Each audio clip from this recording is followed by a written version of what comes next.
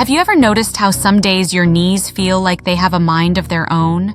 Or maybe you find yourself hesitating at the bottom of a flight of stairs, wondering if the trip up is worth the ache that follows. It is a frustrating feeling, isn't it? To feel like the activities you once did without a second thought are now becoming a series of calculated risks.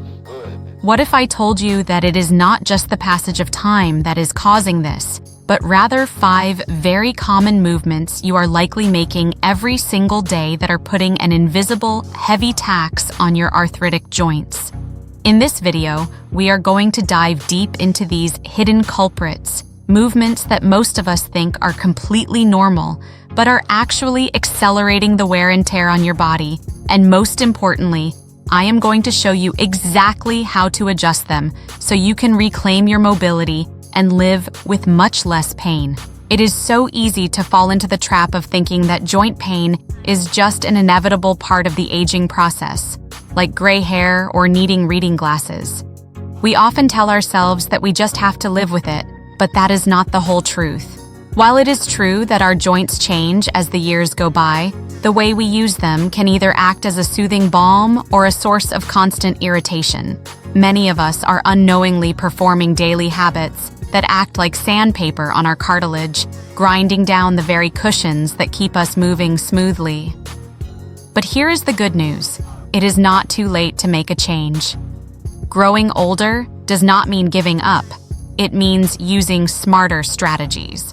By identifying these 5 specific movements and making small, simple adjustments, you can significantly reduce inflammation and keep your independence for years to come. I promise that by the end of this video, you will have a toolkit of practical, easy-to-implement changes that will help you feel lighter on your feet and more confident in your body.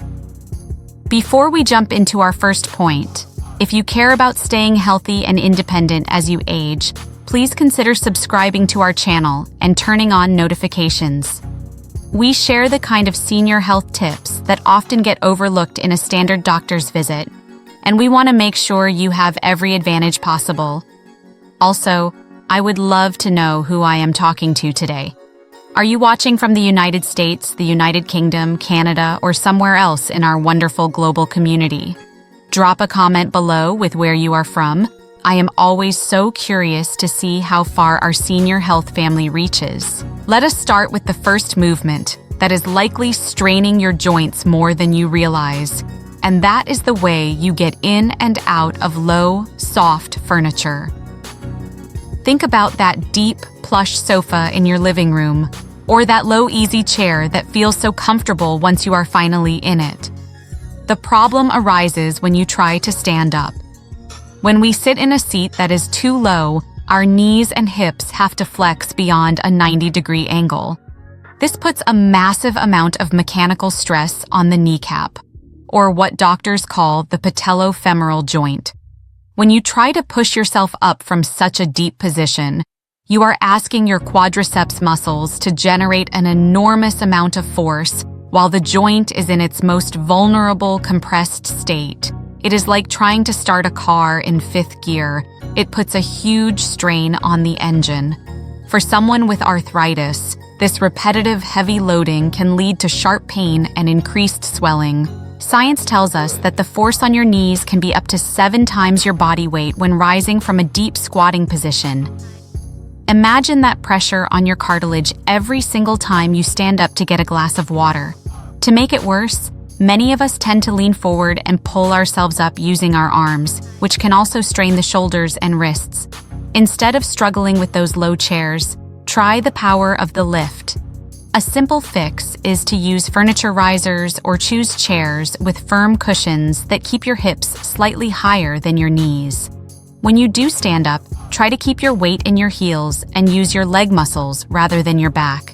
This small shift in height and technique can be the difference between a painful afternoon and a comfortable one. You do not have to get rid of your favorite chair, but you might need to give it a little boost so it can give you one in return. Moving on to the second movement, which is a sneaky one that happens in the kitchen, the garden, or even when you are getting out of the car, and that is the pivot or the twist on a planted foot. Imagine you are standing at the kitchen counter chopping vegetables, and someone calls your name from behind you. Your natural instinct is to keep your feet exactly where they are and rotate your torso and knees to look back. This creates a shearing force across the knee joint. Unlike a hinge that likes to go back and forth, the knee is not designed to handle a lot of rotation when it is bearing weight. This twisting motion can pinch the meniscus, which is the delicate C-shaped piece of cartilage that acts as a shock absorber. In an arthritic knee, that meniscus may already be thinner or more brittle, making it much more susceptible to tiny tears that cause long-term stiffness and inflammation. Think of your knee like a wet towel that you are trying to wring out. When you twist your body while your foot is stuck to the floor, you are essentially wringing out your joint. Over time, this causes the protective lining to fray. We see this often in people who love to garden. They reach for a tool or turn to pull a weed without moving their feet, and then they wonder why their knees throb that evening. The solution is simple, but requires a little mindfulness. Always point your toes in the direction your nose is going. Instead of twisting at the waist and knees, take a few small steps to turn your whole body. It is a habit called the soldier turn. By keeping your hips, knees, and ankles in alignment, you remove that damaging torque and let your joints move the way they were designed to move. It might take an extra second, but your cartilage will thank you for it. I hope you are finding these insights helpful so far. If you are, please give this video a thumbs up. It really helps the YouTube algorithm show this information to other seniors who might be struggling with joint pain. We are just getting started, and the next few points are things almost everyone does without realizing the damage they are causing. The third movement we need to talk about is the heavy heel strike when walking. We often think of walking as the best exercise for seniors, and in many ways it is. But the way we walk matters just as much as the distance. Many people, as they age, develop a habit of taking long strides and landing heavily on their heels with a locked knee. Every time your heel hits the pavement with a thud, a shock wave travels straight up your leg, through your ankle, into your knee, and up into your hip and lower back. If your knee is perfectly straight when you land, there is no muscle to absorb that impact, so the bone and cartilage take the full hit. This is especially problematic on hard surfaces like concrete or tile. A study published in the Journal of Orthopedic Research found that even a slight reduction in the impact of your step can significantly slow the progression of knee osteoarthritis. Think of it like a hammer hitting a nail. If you hit it hard over and over, things eventually break. But if you walk with a shorter stride and focus on landing more softly on the middle of your foot with a slight bend in your knee, your muscles act like the shocks on a luxury car. They soak up the energy before it can hurt your bones. Picture yourself walking on thin ice or trying to walk quietly across a wooden floor in the middle of the night. That soft, mindful gait is much kinder to your joints. It might feel a bit strange at first, but once you get the hang of it, you will notice that your legs feel less tired and your joints feel less jarred after a stroll around the block. It is about quality of movement, not just quantity. Now let us discuss the fourth movement, which is something we do with our hands, the death grip. This is especially relevant for those of us who feel the sting of arthritis in our fingers, thumbs, and wrists.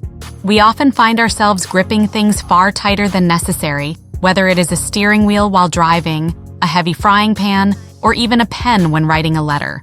When you tightly clench your hands, you are putting intense pressure on the small joints of the fingers. This constant tension keeps the muscles in a state of contraction, which reduces blood flow and can lead to increased stiffness and deformity over time.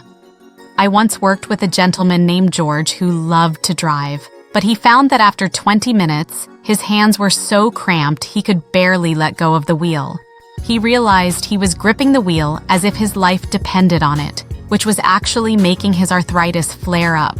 The science behind this is related to something called joint protection principles. When we use a tight grip on small objects, the the force is concentrated on a tiny surface area. To fix this, we want to distribute the pressure. Use tools with larger padded handles. If you are carrying grocery bags, try to hook them over your forearm instead of gripping the thin plastic handles with your fingers. When you are driving, remind yourself to check in with your hands every few minutes and see if you can loosen your grip. Imagine you are holding a delicate bird, firm enough so it doesn't fly away, but gentle enough that you don't hurt it. By using these larger muscle groups and being mindful of your grip strength, you can prevent those painful hand flare-ups and keep your manual dexterity for much longer. The fifth and final movement on our list is actually a lack of movement, and that is standing still for long periods of time. This might sound counterintuitive. Isn't movement what causes pain? Actually, for arthritic joints, static loading is often much worse. Think about standing in a long line at the grocery store or at a social event. When you stand perfectly still, the weight of your body is constantly pressing down on the same spots in your hip and knee joints. Because you aren't moving, the synovial fluid, which is the natural lubricant inside your joints, isn't being circulated.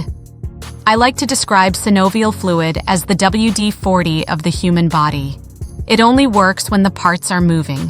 When you stay still, the fluid settles and the joint surface becomes less lubricated, leading to that stiff, concrete feeling when you finally try to take a step. Research has shown that cartilage relies on a process called inhibition to get nutrients. Since cartilage doesn't have its own blood supply, it gets its food from the surrounding fluid being pumped in and out through movement. Standing still is like starving your joints of the nourishment they need to stay healthy. The fix here is to keep the oil moving. If you have to stand in one place, try to shift your weight from side to side frequently. Do some gentle calf raises or march in place for a few seconds. These micro movements act like a pump, refreshing the fluid in your joints and preventing that painful pressure from building up in one spot.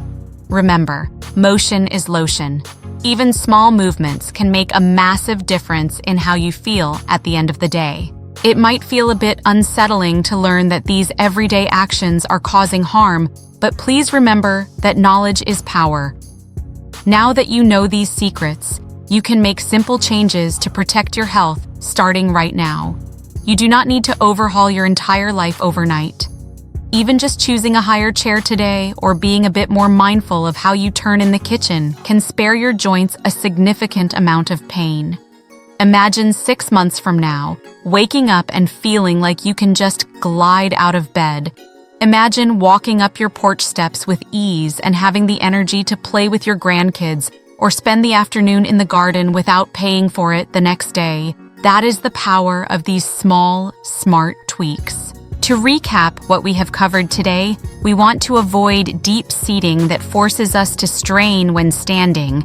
We need to stop pivoting on planted feet and instead turn our whole body. We should aim for a softer gait with a slight knee bend rather than a heavy heel strike. We must loosen the death grip on our tools and steering wheels, and we should avoid standing perfectly still by keeping the joint fluid moving with small shifts and marches. It is all about giving your body the right environment to thrive and avoiding the sneaky things that cause unnecessary wear and tear. I know that getting older can feel like an uphill battle sometimes. The aches, the stiffness, and the fear of losing your mobility can be scary and deeply discouraging. But I want you to know that you are not alone in this, and it is absolutely not too late to turn things around. Your body is an incredible machine that is always trying to heal and adapt, no matter your age. Every better choice you make is a victory for your future self. One movement at a time, you are taking charge of your health and ensuring that you stay strong, mobile, and independent for as long as possible. You are worth the effort, and your freedom is worth fighting for. Now, I would love to hear from you. Which of these 5 movements surprised you the most? Do you find yourself doing the kitchen twist or the heavy heel strike more often than you realized? Or maybe you have a trick of your own that helps you manage your joint pain. Please share your story or any questions in the comments below. I read every single one, and our community learns so much from each other's experiences. Your input might be the exact piece of encouragement someone else needs to hear today. If this video helped you or opened your eyes to something new, please hit the like button. It really does mean a lot to us, and it helps this information reach more people who need it. And if you haven't yet, do subscribe and turn on those notifications. We have so many more science-backed tips coming your way to help you thrive in your golden years.